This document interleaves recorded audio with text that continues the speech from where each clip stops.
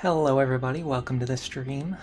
Ellery here. We're going to be doing something a little bit interesting, a little bit different today from what we've ever normally done before. I'm actually going to be, on stream, I'm going to be doing some hex editing of my save file to unlock the Spotpass DLC content without connecting to the Nintendo eShop. And I'm just going to show everyone like the step-by-step process of how that works. And there are methods now, like there are save editors that exist now that let you do it a lot easier, but I still think it's very interesting to see like how it's actually manually done. And this is the way that it used you used to have to do it this way. This is the way that I learned how to do it a very long time ago. So I just figured I would just show off the way that I know how. Anyway, one thing that you want to keep in mind while we're here. Sorry, I pressed the wrong button. When you go in to do your save editing, your very first save file, this one right here, endgame Grima, this is called chapter 0. Your second file is called chapter 1, and your third file is called chapter 2. So this is the file that we're going to be using, the one that we've been playing on stream the last 6 weeks or so. So this is our second save file, but it's actually going to be called chapter 1. Hello, Nef Champion, good morning. Hello, Alpha C, good morning. And there was someone else who posted in the chat before the stream began, but unfortunately I saw your message, but your message got deleted, so I can't see your username anymore. I don't know why YouTube does that, but I can't see your username anymore, so it's going to be tough for me to give you a shout out just because I don't remember it. Anyway, if we walk around the outside of the map, you'll see we have these paralogs that we got from supporting our characters from your S rank supports, where you unlock the second generation units, but we're missing all of the orange chapters that appear, I think they're orange colored, that appear along the outside edge when you unlock the Spotpass. And if we try to unlock Spotpass, if you go to the wireless menu and you go to the bonus box, what's going to happen is there's going to be nothing there. We have no bonus teams, we have no bonus items, we have no bonus maps, no challengers, and if we try to update now, it's going to be unable to receive new data because the Spotpass is currently shut down. So, hello, Red Watcher. There are no good mornings, just mornings, because you lost your copy of Yokai Watch Blasters. I don't know very much about Yokai Watch. It's something that I'm a little bit curious about, but I've never actually played any of the games, and the only thing I know about it really is like the name, and I might have seen like some promotional images. Anyway, I'm going to show you guys something that you've never seen before on this stream, so get ready. It's going to be exciting. But one more time, I just want to show we have no access to the Spotpass right now. We have no way to unlock it.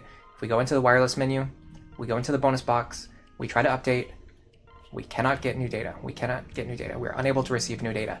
But what is interesting is that in Fire Emblem Awakening, all of the Spotpass information is already on your game cart when you bought it.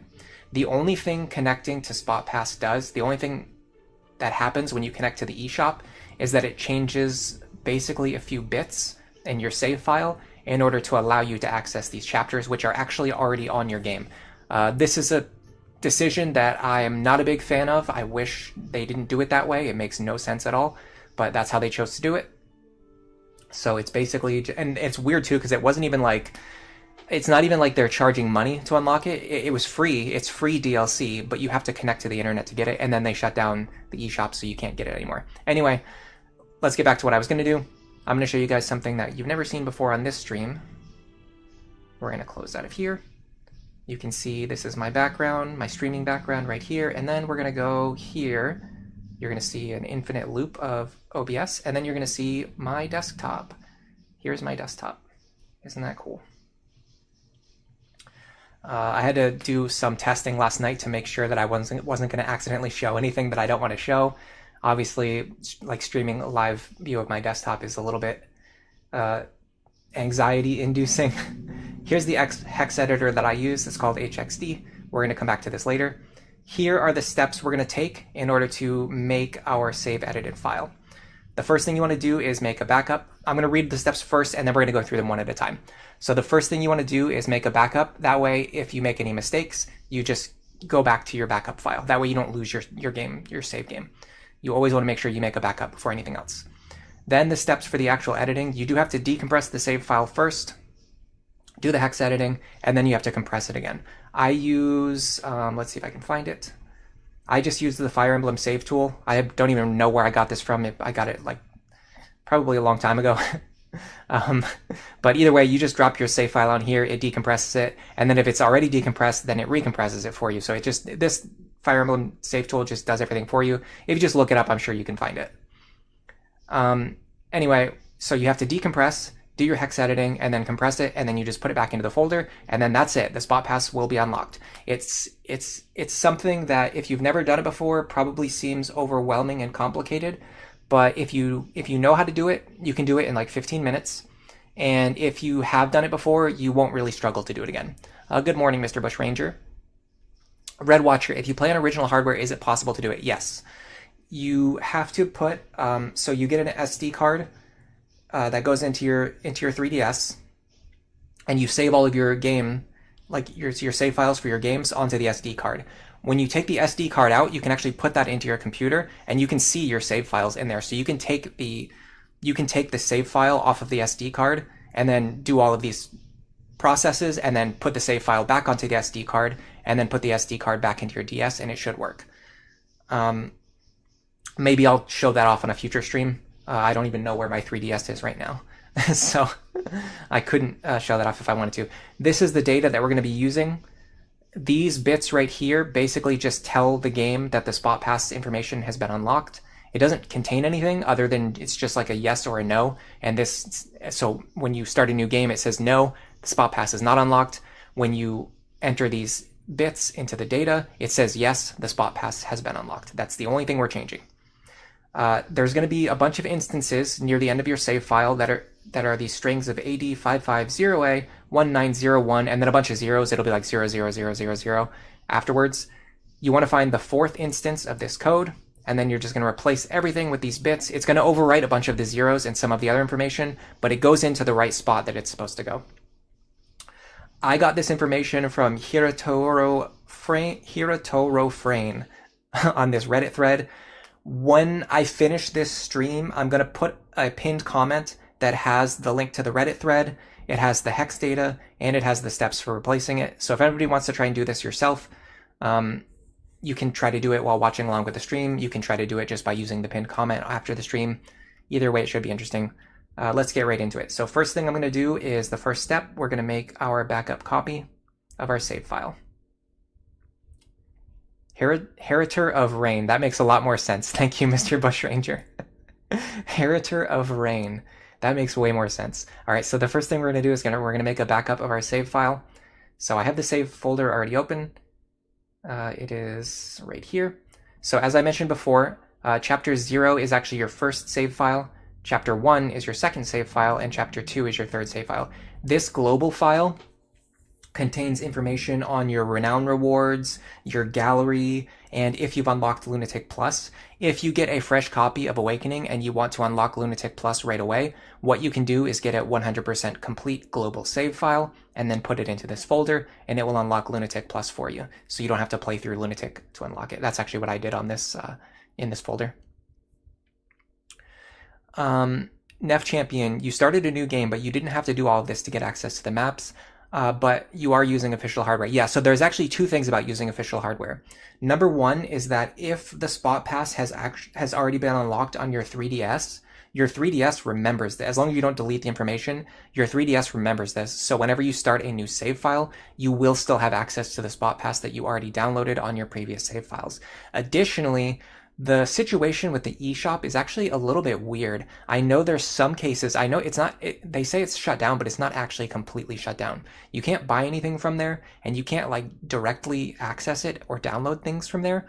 But there are certain cases, like with older games like this, perhaps with Awakening and other games, where if it has to connect to the Nintendo servers, it can actually connect to them and get the information. So I don't know if you'll be able to get it or not, but either way, this isn't really like to show people the easiest way to get it, because the easiest way to get it is to just use a save editor. This is just to show off a cool way that I know how to do it that's very involved and shows the whole process step by step. So anyway, let's get back on task. The save file that we've been using is our second save slot, which means we're going to be using chapter 1. Very confusing, I know. We're going to take this out of there, We're going to make a copy of it. I'm going to go into my Lunatic Plus, backup, and I'm going to make a copy in there just in case we need to fix this later so we don't lose our original save file if I mess anything up. Next up, I'm going to make a copy here with the Fire Emblem Save Tool. As I mentioned before, the Fire Emblem Save Tool is very convenient. I just take this, I drag it onto the Fire Emblem Save Tool, and it automatically decompresses it for me. This is the decompressed version. It says Chapter 1, DEC, decompressed. Next thing we're going to do, we're going to go to our hex editor, and then we're going to check our notes really quick. So we finished decompressing our save file. Now we have to do the hex editing step. The decompress step is really fast, by the way. So now we're going to do our hex editing step. And this is the information that we're going to need. We're going to have to enter this hex data into the hex editor first. Then we're going to open up our save file. We're going to find this text here, and then we're going to enter our new hex data in. Red Watcher says, where do you get the Fire Emblem Save Tool? Unfortunately, I downloaded it like years ago. I have no idea where to get it now. There are other things, like if you just look for either the Fire Emblem, hold on, I'll show you the name of it again. If you just look for the Fire Emblem Save Tool, I'm guessing if you search for it, you should be able to find it. If not, you can just search for like how to decompress 3DS save files, excuse me. And it should be able to do it for you. Even if it's not Fire Emblem specific, you can still decompress and recompress your 3DS save files. That's the one step I'm going to have to leave kind of vague because, once again, I just have this tool that I've been using for years, and I wasn't going to go out of my way to look up how to find it again. Maybe I should have, because I figured people would ask, but that's not what we're doing today. Sorry. So anyway, I'm going to go to HXD. I'm going to make a new file first. And in the new file, we're going to grab our hex data for the Spotpass chapters. We're going to enter it in here. And it's going to make, essentially this lines everything up in the hex so that, unlike the notepad file, which isn't really formatted, this is formatted so that it fits the same length, the same characters, the same positions and everything. And even like the formatted entry, this is not really what the code actually looks like. This is like a visualization of what the code looks like, I'm pretty sure. Like this like these bits contain a lot more information, but this is just like the shorthand of the information for what the player need, or for what we need to be able to see to edit it.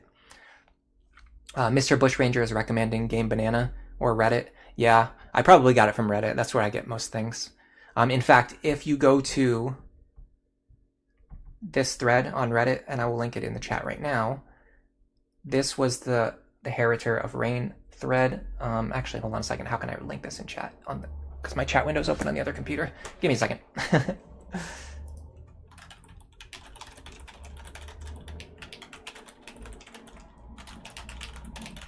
I'll find it really quick and then I'll link it to you guys. Here you go, with Spotpass being shut down. Unlock the content manually. So this is the thread we're using. And I'm pretty sure he has recommendations for save file decompressing. And he also uses a different hex editor than what I used, so you can follow his directions if you want to.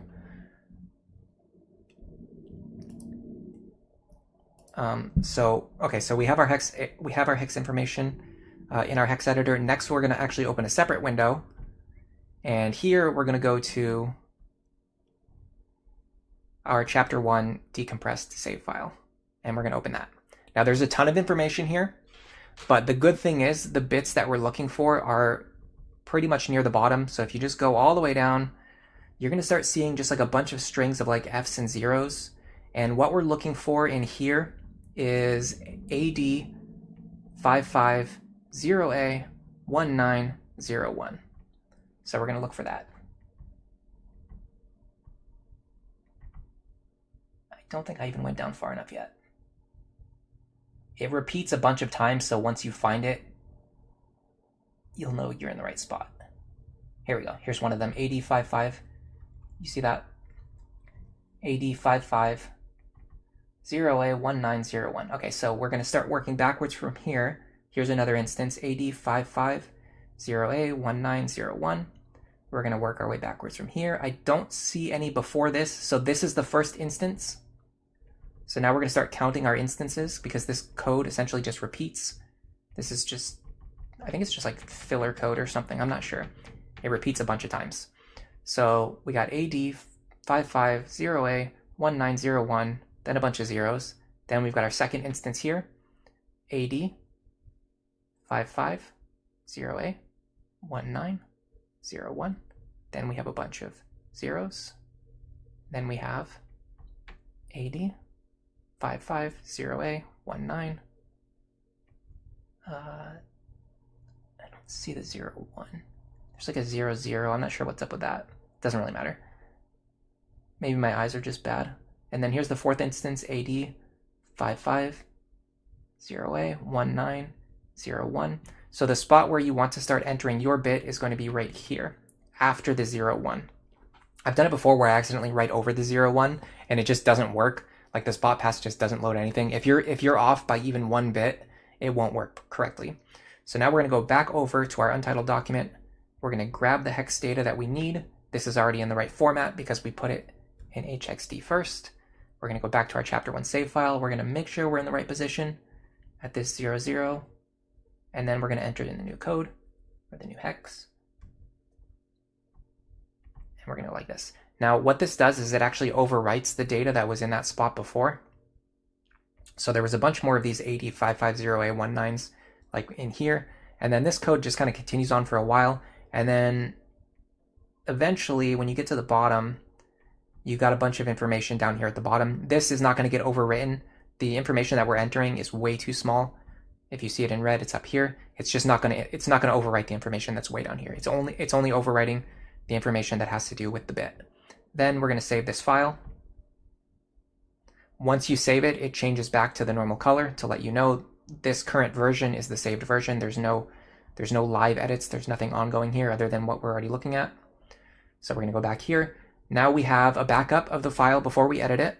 I'm just going to get rid of that. I don't need that. We have our old save file. We don't need that. I'm going to get rid of that. Now we have our decompressed save file, which has been edited. I'm going to, what's the next step? We're going to recompress our save file. So we're going to take this and we're going to put it into this Fire Emblem save tool. It's going to do everything for me so I don't have to do it myself. And now we have a edited version of chapter 1, which is compressed, and the game should be able to read this version of the save file. From here, the last step is to put it back into the folder. Very straightforward. So we're going to go back to our game folder. I'm actually just going to delete this first, and then I'm going to put the new one in there. Then I need to go back to the game and confirm that Spotpass is unlocked. So let me switch my window over. Fire Emblem Awakening with chat visible. And give me just 1 second and I will open the game for you guys.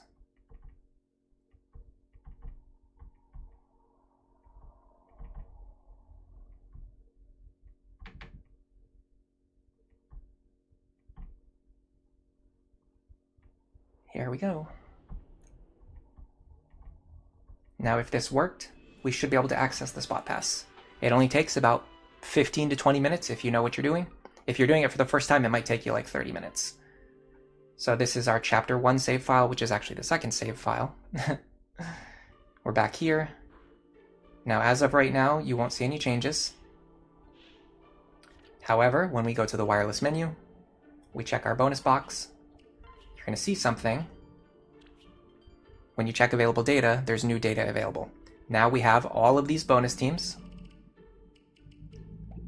We have a bunch of bonus items. We have a ton of bonus maps. Connecting to the internet won't do anything, still. And then these are just some challenge maps which aren't really used for anything. I think they're used for like local PvP or local co-op. I'm not even sure how that works. Anyway, if you don't know what these bonus teams are for, essentially you can battle them to get experience, but what they're really good for is actually for shopping. If you summon them to the map, you can use them to buy any items that you want or any items that you need. I'll just do that really quick to show you an example.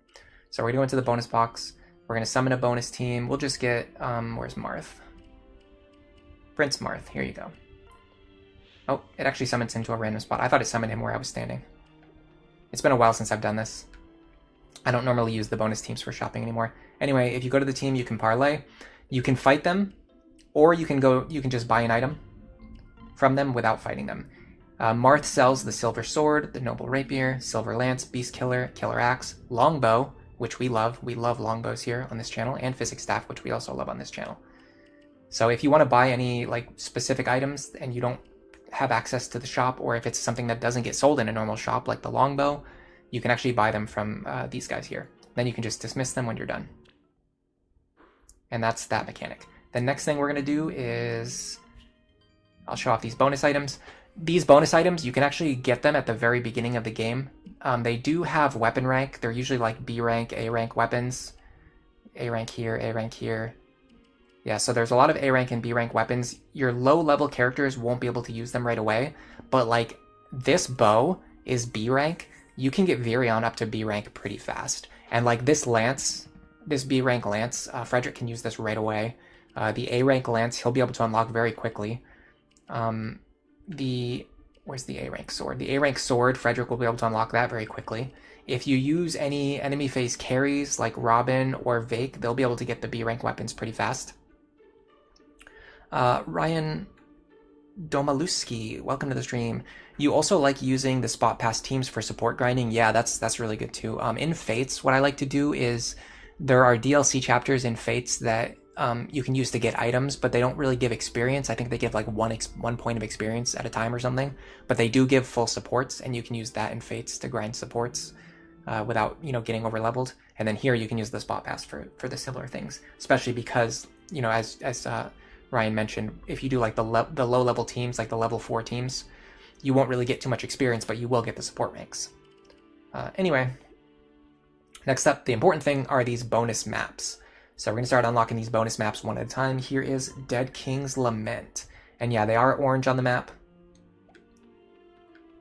Dead King's Lament. Where did that go? Hold on a second, I have to find it. Over here somewhere? Where did that go?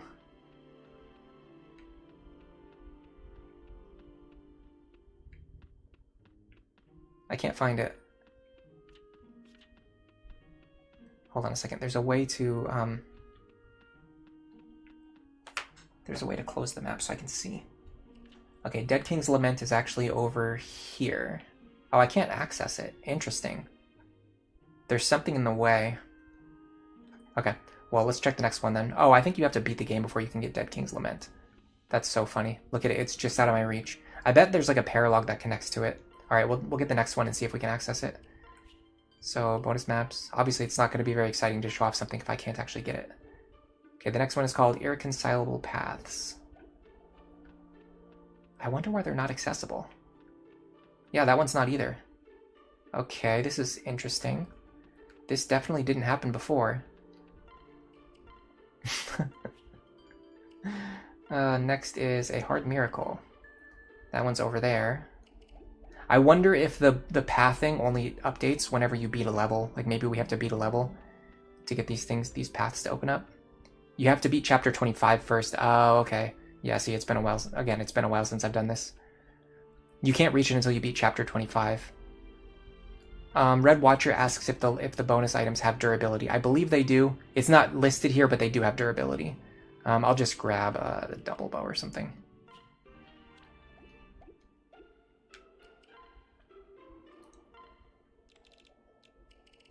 Yeah, it has 25 durability, which is actually really good. I wonder if you can forge it.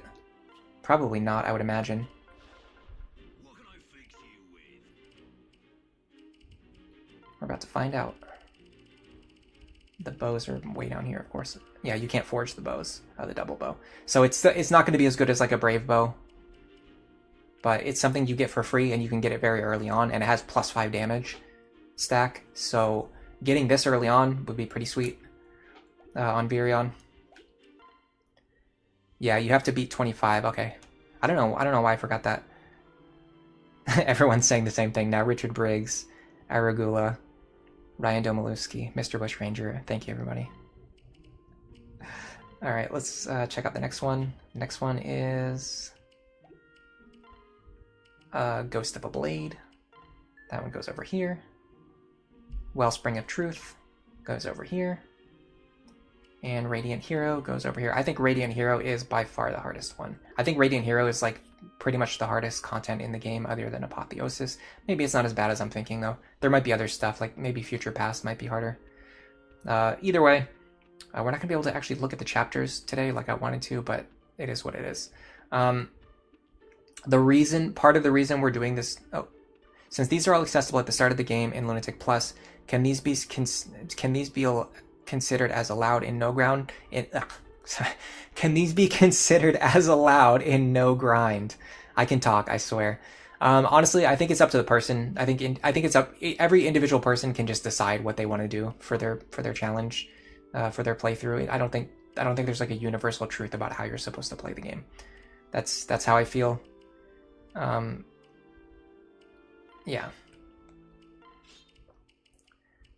Grab the Exalted Falchion. Yes. Shout out to Wellspring of Truth being the second map in the series to have an enemy dancer. Obligatory Thracia did it first. Does Wellspring of Truth have an enemy dancer? Ikularg, you tried using the Awakening save editor before, but for some reason you couldn't get Java to work. You were always curious about having 99,999 renown to get the Fire Emblem. Oh, I actually have a bunch of renown on this file. Check this out. I have 99,999. I could get the Supreme Emblem if I want to. We'll grab it. There's no reason not to at this point, honestly. We're basically at the end of the game already. Yeah, so you can sell it for 99,999 gold. We'll do that if we have to, when we're forging our brave weapons and stuff later. You're currently on your playthrough of Lunatic Plus, and it's a pain. You're only halfway through the game, and that's even with level grinding. Yeah, I will say the halfway point is about where it starts to get very interesting and very fun, because you get access to like infinite rescue, which makes the game so much more strategic in a way, because you always have options for kind of adjusting on the fly. You can make more risky plays, you can make more strategic plays, and then if something doesn't necessarily go right, you have the option to like rescue your characters back to safety and then try something else. And that's something you can't really do early on in the first few chapters, which makes the enemies feel so overwhelming. Whereas later on, when you have the tools to play around, like Counter and Aegis Plus and Papus Plus, and even like Luna Plus, it becomes a lot easier. Someone said, Radiant Hero is the Priya map. Yeah, and you get, I'm pretty sure you get a sword. I think it's Aether. I can look it up really quick. List of chapters in Fire Emblem Awakening. You get the Radiant Hero. It is a 1-2 range sword. Ragnell, that's what it's called, yeah. Yeah, you get Ragnell from this chapter, and it's a 1-2 range sword, which is pretty cool, with high might too. I think it's let's check Seren's Force. I want to see exactly how much power it has. I think it's like comparable to like the high level 1-2 range weapons, like not just like javelins and hand axes. It should be on the level of like the Tomahawk. So the Tomahawk has 10 might.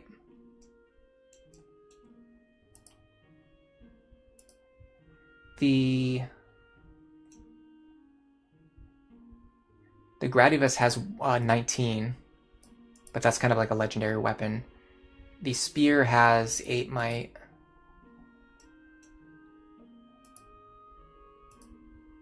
And Ragnell has...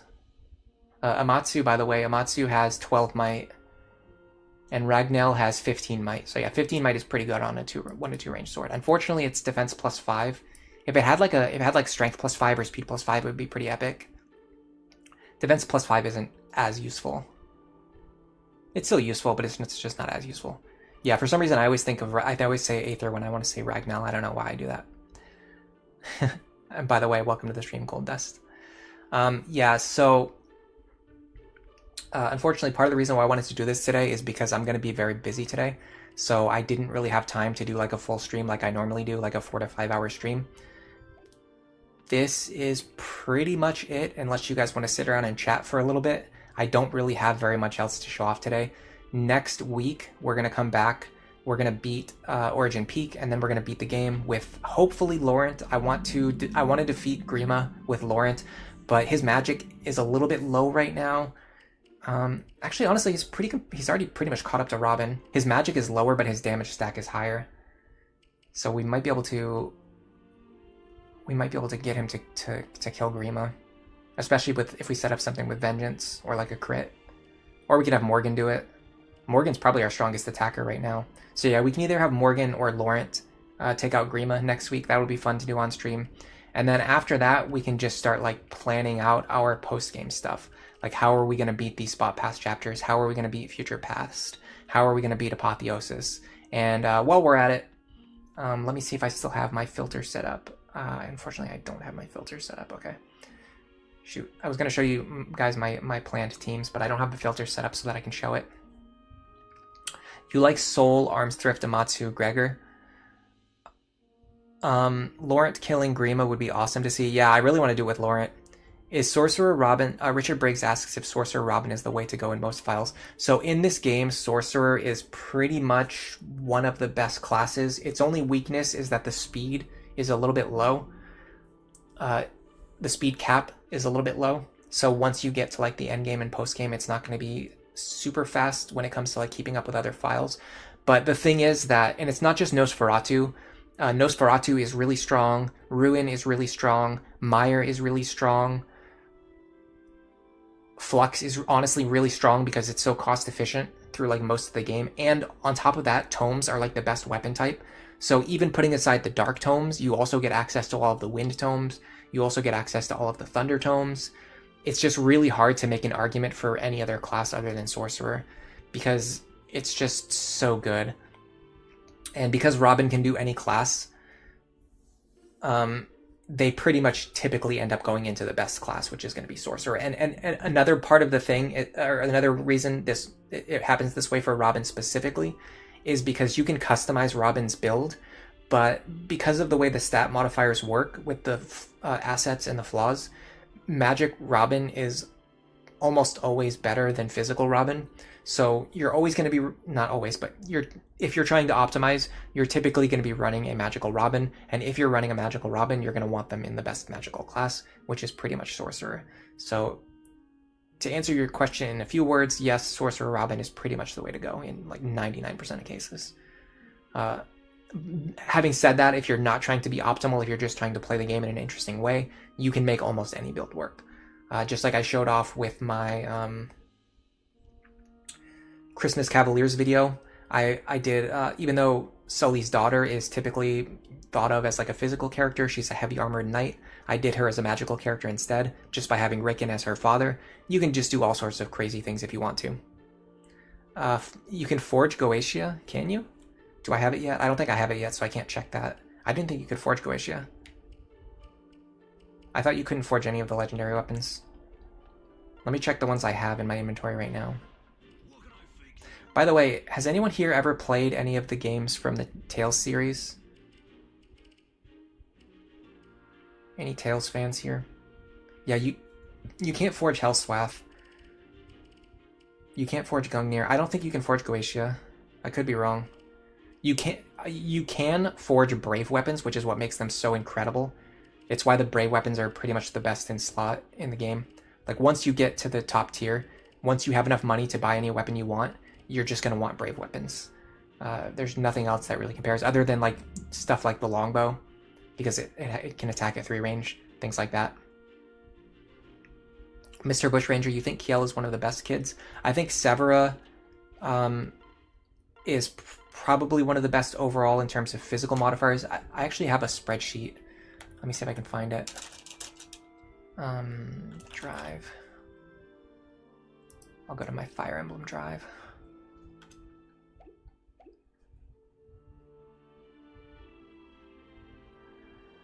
Oh boy, am I going to be able to find what I'm looking for? Maybe. The problem is I have 3 different spreadsheets that are all labeled like the same thing. One of them is called Awakening. One of them is called Awakening Gen 2. One of them is called Lunatic plus Iron Man. And if I'm looking for any like Lunatic plus Generation 2 advice, it could be in any of those 3 spreadsheets. Oh yeah, so this is the one, okay. So what I did was I marked down all of the characters. I checked their average for the children. I checked their average growth rates and their average stat caps, and saw like which ones have like good stats and which one have bad stats. So here's the interesting thing about Severa. She's above average in strength. She's above average in speed. She's technically below average in res, even though her res modifier is 0. But most like the average res modifier is like a little bit higher than 0. It's 1.2. So I marked her as below average, even though it's 0. She doesn't have a single negative modifier. She only has zeros and positive modifiers, and most of them are above. 2 of them are above average, and she essentially doesn't have any below average modifiers in any stats that matter, because res doesn't really matter. So effectively what I'm saying is that she just only has good stats. Like all of her stats are either good or great, which is a pretty nice spot to be in. Other good characters are Jerome, because he has a uniquely high strength modifier. Nobody else can get as much strength as Jerome. Nobody else can get as much magic as Morgan. If you do plus magic Robin, Morgan will be the best magical character in the game with high speed and high magic. And the only stat where they're really weak in is their skill stat, which is not a big deal. It would be good if it was higher, but not a huge deal. Noir's pretty good. They're pretty much comparable to Morgan, which is why I like pairing Robin and Saria together, because then you get a really good Morgan and a really good Noir as magical units. Let's see. You've played Tales of Ikularg, you've played Tales of Symphonia. Richard Briggs, you've played Tales of the Abyss, you've played Tales of Symphonia.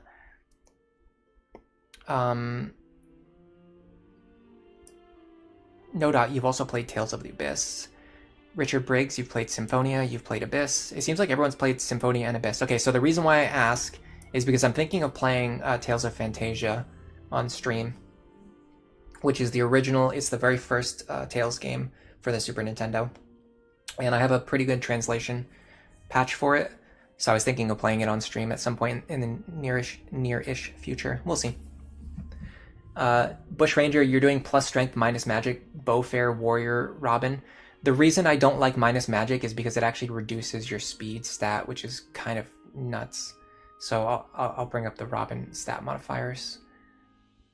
It's really sad that it works this way. I've explained that, we talked about this a couple times on stream, but it's always interesting to talk about it again. So I'll show you guys the Robin. This sheet right here has all of the stats for Robin. I just linked it in chat. And so the thing is,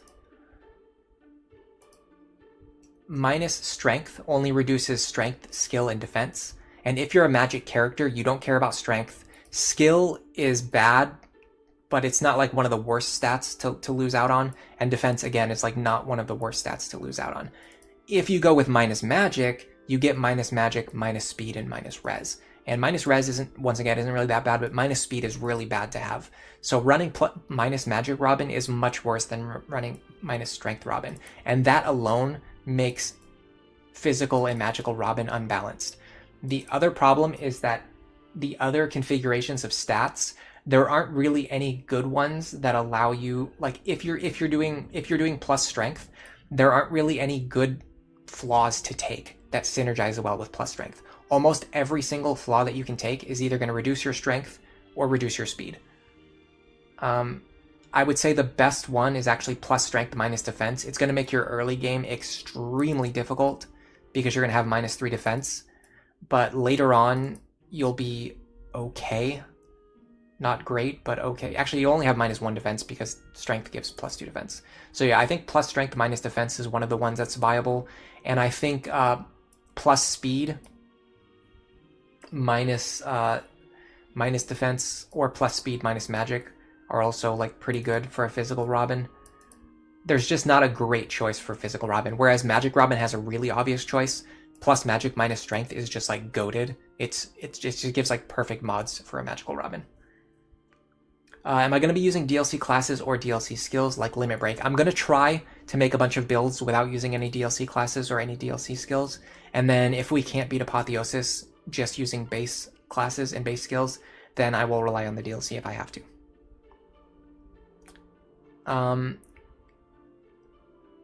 Richard Briggs, you want me to play the PlayStation version of Fantasia because the other versions have a character that was removed. Interesting.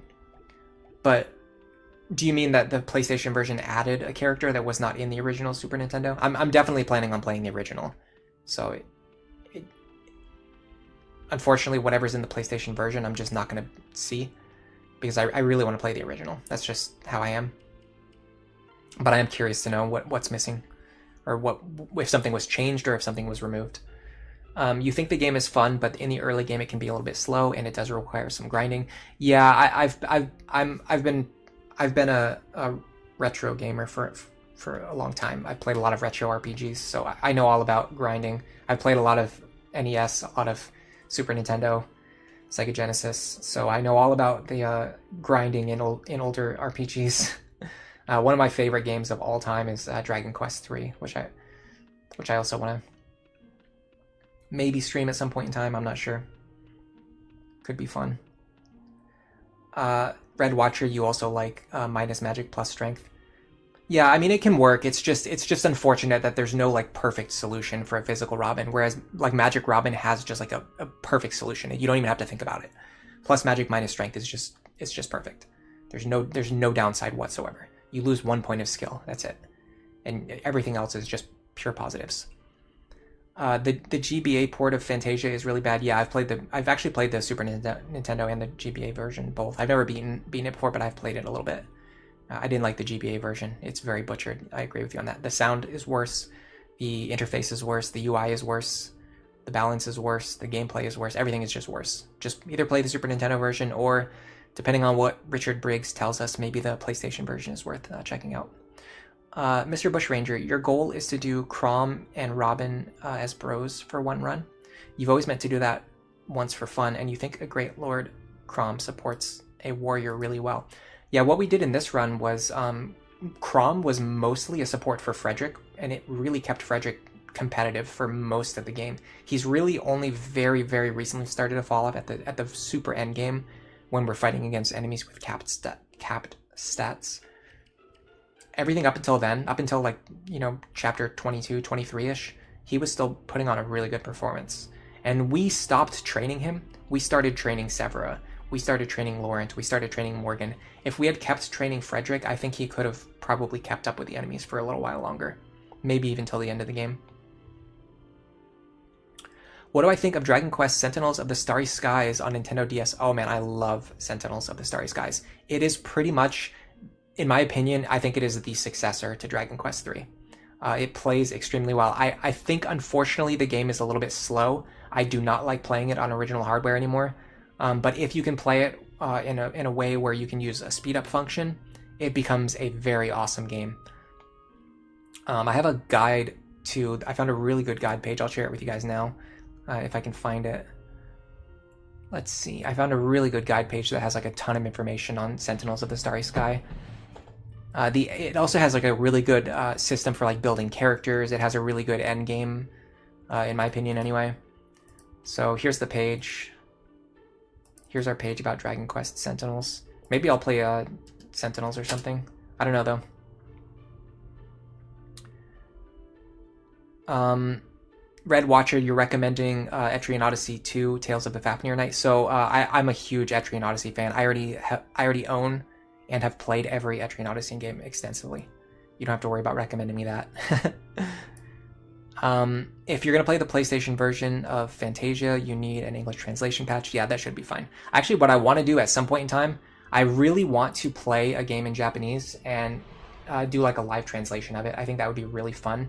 One of my ideas was to do like an old Dragon Ball Z or Dragon Ball game, because there are a bunch of Dragon Ball games on like NES and Super Nintendo that like nobody has ever really translated, and some of them are like really cool, really creative RPGs or like board game RPG hybrids. They probably have like very simple dialogue, simpler stories. I think once I finish translating the text on the menus, I think it would be fast enough that we could play it on stream, and I could like translate the text relatively quickly and keep up with the game. And I don't know, I just think it'd be really fun. I've talked about it before. I don't know if people would really love it or if they would hate it. It would probably be similar to what we're doing today, where it'd be a lot of chatting and like a little bit of gameplay and mostly just like showing off something cool. Whereas in today's case, it was like hex editing. In another case, it would be like a live translation. You really want the team that remade Dragon Quest VII to remake Dragon Quest IX? Oh man, I've only seen a little bit of the Dragon Quest VII remake, but it does look very good. I think the remakes, the HD remakes of 1, 2, and 3 are really incredible looking. And they did such a good job of staying true to the spirit of the original games too. Is it weird if you feel like Dragon Quest XI is inferior to 9 gameplay-wise, even though in 11 they have a bunch of quality of life upgrades? I think Dragon Quest XI is more of a successor to like modern Dragon Quest. So 11 is very much in the vein of like 7 and 8, whereas Dragon Quest IX Sentinels is more based on like Dragon Quest 3. So if you're the kind of person who likes Dragon Quest 7 or Dragon Quest 8, I think you're going to like 11 more. If you're like me and you like Dragon Quest 3 a lot, you're probably going to like Dragon Quest 9 more, which is also probably why you also like Dragon Quest 9 more. I think everyone just kind of has their own opinions when it comes to gaming, and it's fine for people to like the stuff that they like. And if somebody doesn't like the stuff that I like, it also doesn't really particularly bother me. I think I've already organized my inventory too. I did it at one point during the week in order to get ready for the last chapter. Yeah, I got my Brave Lance on Cordelia. We've got our legendary weapons in the hands of the characters who hopefully can at least kill some enemies if they need to. I'm surprised. I don't know. Where's Balmung? Oh, the reason I didn't give Balmung to anyone is because it doesn't really do anything. It just gives plus speed, and other than that, it's like the same as a silver sword. But, well, it's a little bit stronger than a silver sword. Maybe I'll give Balmung to somebody. I don't want to waste Balmung charges for Lonku to just do like 4 damage instead of 2 damage, though. He's just too weak for it to really matter. I don't think I have a good sword user on my team, which really goes to show how bad swords are in this game. Maybe Anna. Anna might be my best sword user. Anna and Karam. And he's not even that good right now. He's not very well trained. Have I played the Japanese Etrian Odyssey mobile game? I have not. I don't really play mobile games, though. But I guess fair point. I haven't technically played every single Etrian Odyssey game.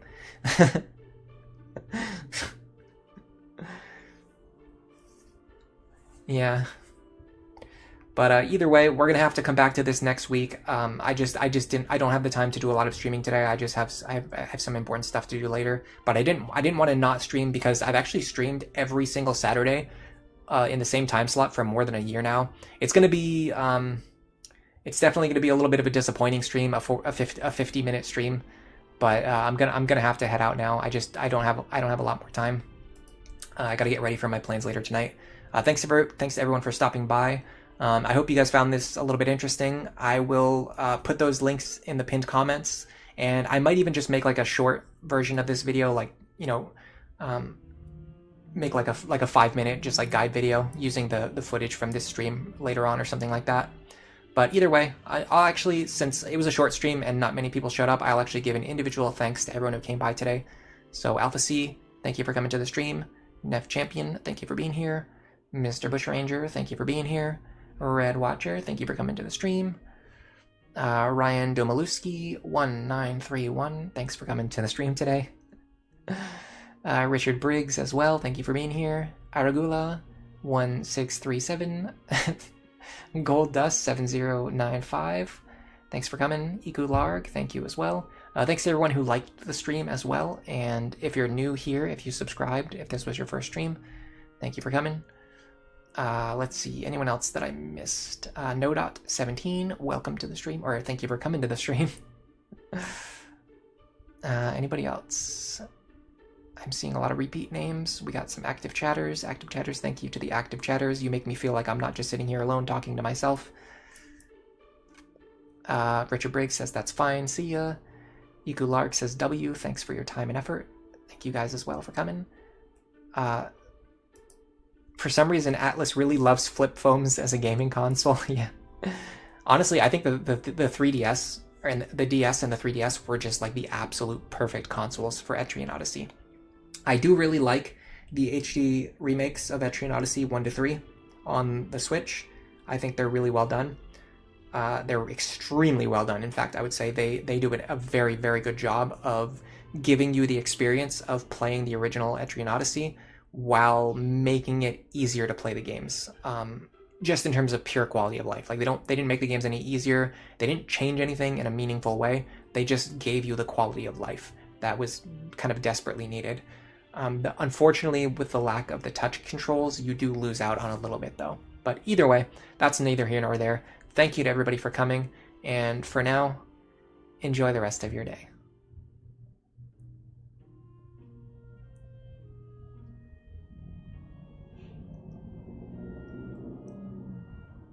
Oh, tomorrow's Mother's Day, says Gold Dust. It's very rare for me to talk again after I say you're enjoying the rest of the day, but that was worth mentioning. Hope everyone enjoys their Mother's Day tomorrow. If you love your mother, make sure you tell her. She will be glad to hear it. And for now, enjoy the rest of your day.